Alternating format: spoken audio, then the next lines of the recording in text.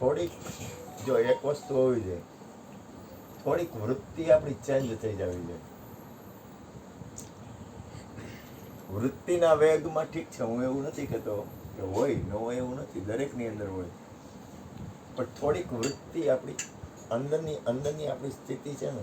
જો એક વસ્તુ યાદ રાખો, આ દુનિયામાં કોઈથી કઈ અજાણ્યું નથી. કઈ રીતે? એના માટેનું સાધન કયું?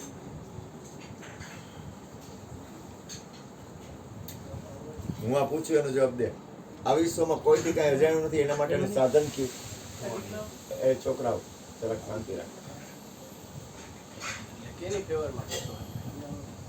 કેની ફેવરમાં?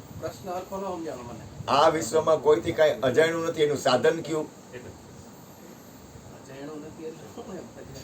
કોઈ નથી, કોઈ વસ્તુ અજાણી નથી એમ. એનું સાધન કયું? એનું એક નાનું એવું સાધન તો હશે ને કઈક. જાણપણું એમ. ના, જાણપણું નહીં. હાલો કમો, રહેવા દો, કમો. 5 મિનિટ. આ વિશ્વમાં કોઈનાથી કઈ અજાણ્યું નથી, એનું સાધન કયું? મોબાઈલ નહીં. વિચાર છે ને, વિચાર એ બધાની યાર જોડાયેલો છે. આ દાખલા તરીકે તું છો, બરોબર, અથવા હું છું, આપણે બે છીએ, પણ આપણા બે વચ્ચે વિચાર છે ને, એ કોન્ટેક્ટ કરે છે. એમ તું અત્યારે અહીંયા છો, બરોબર, તારા ઘરના ઘરે હોય, પણ તારા વિચાર બેના એકબીજાને કોન્ટેક્ટ થતા હોય. એમ વિચાર છે ને, એ એક એવું સાધન છે, એ આખા વિશ્વ કોન્ટેક્ટમાં છે. અહીંયા આપણે બેઠા ને, એમાં દરેકના વિચાર છે ને, એકબીજાને કોન્ટેક્ટ થતા હોય. રાઈટ? દરેકની અંદર અંતર્યામી રૂપે વિચાર કોન્ટેક્ટ કરે છે. હવે વિચાર છે ને, એમાં એ વિચાર છે ને, એને પોઝિટિવ બનાવવા એ આપણા ઉપર મદાર છે. હું છે ને, આમાં એક વસ્તુ હું તમને એક વાત કરું. આ વિશ્વમાં થોડુંક આપણા વિચાર છે ને, થોડાક આપણા પોઝિટિવ વિચાર બનવા જોઈએ. હું બહુ સાચી વાત કરું. એટલે પોઝિટિવ વિચાર નથી બનતા એનું કારણ હું ખબર છે? પહેલું કારણ એ કે આપણને મૃત્યુની યાદી નથી. આપણા વિચાર આપણે બદલવા હોય તો કેમ બદલવા? થોડાક. હું એવું નથી કહેતો કે આપણે બધા સારા જ વિચાર કરી, આપણે બધા ઊંચા જ વિચાર કરી. એટલા બધા મહાપુરુષ તો હું નથી કે મને નિરંતર હું ખરાબ વિચાર આવતા, એવી વાત નથી કરતો હું. તો મહાપુરુષની અંદરની જે સ્થિતિ હોય, મહાપુરુષની અંદર જેટલા ઊંચા પરાકાષ્ઠા હોય, એટલા વિચાર આવવા. જેને નિરંતર શુદ્ધ વિચાર આવે, જેની અંદર વિચાર કોઈ દી બદલે નહીં, જેનો સંકલ્પમાં ફેરફાર ન થાય, જેનો પવિત્ર જ વિચાર હોય, જેની અંદર કોઈને દુઃખી કરવાના વિચાર ન આવે, જેની અંદર કોઈને અશાંતિ પેદા થાય એવા વિચાર ન આવે. હું શું કહેવા માંગુ છું ત્યાં આપો. જેની અંદર કોઈની સ્વતંત્રતા ઝૂંટવવાનો વિચાર ન આવે. આ દાખલા તરીકે હું ધવલ, ભાર્ગવ કે ભૂપેનભાઈની ઘરે આવું તો મને ખબર હોવી જોઈએ કે હું એ ઘરનો માલિક નથી એમ.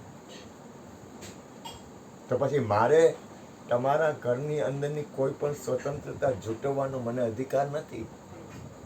જો એ મારા વિચાર હોવા જોઈએ. હું કહેવા માંગુ, તમે ધ્યાન આપો.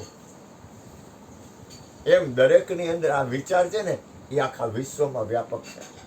એને કોઈ દોયડા છે જ નહીં. હવે વિચાર આપણે કોઈને, આપણાથી કોઈને તકલીફ પડે એવો વિચાર આપણે શું કામ કરવો? એ પ્રથમ પાયો છે.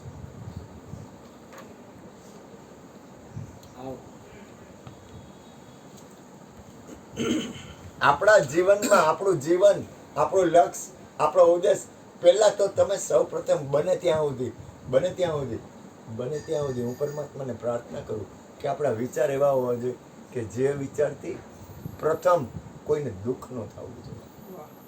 બને ત્યાં સુધી. હું એવું નથી કહેતો આપણાથી દુઃખ કોઈને ન થાય. મારાથી ભાર્ગવને કોઈક વાર દુઃખ થઈ ગયું હોય તો મારો અંદરમાં, હું અહીંયા સત્સંગમાં બેઠો હોઉં એટલી વાર તો મને એવો વિચાર આવવો જોઈએ ને કે આમાં જેટલા બેઠા એમાં કોઈને મારાથી દુઃખ ન થાય. એ સંતનું લક્ષણ છે, એ મહાપુરુષનું લક્ષણ છે. બીજું, એ કોઈ દિવસ કોઈની સ્વતંત્રતા ઝૂંટવે નહીં. કોઈ પણ વ્યક્તિ હોય એની સ્વતંત્રતા. મેં ગુરુ કૃપાથી હું બોલ્યો, ભાર્ગવે મને ફિટ છે, ભૂપેનભાઈ ફિટ છે, ધવલે ફિટ છે. એનો અર્થ એ થાય કે દરેકની સ્વતંત્રતા રહેવા દઉં છું. હું એની સ્વતંત્રતા ઝૂંટવાનું મારું કામ નથી. હું આ ઘરનો માલિક નથી. હું અહીંયા કોઈની માલિકી કરવા નથી આવ્યો. તો હું તમારી માલિકી ન કરું. કોઈ પણ વ્યક્તિ કોઈને દુઃખી ક્યારે કરે? માલિક બને તો. તમે કોઈ વસ્તુની માલિકી કરો એટલે એનો અર્થ શું થયો? કે હું કહું એમ કર. ટ્રમ્પે હું કીધું? હું આટલા જ નાખી દઉં છું. પણ તને ઠીક છે, એ આપણે સંસાર જે કાંઈ હોય એની હારે આપણે મતલબ નથી. પણ આપણું કામ છે કોઈને સુખ આપવાનું. આપણું લોહી છે ને, આપણું બ્લડ, એ કોઈને દુઃખી કરવાનું નથી, કોઈને હેરાન કરવાનું નથી.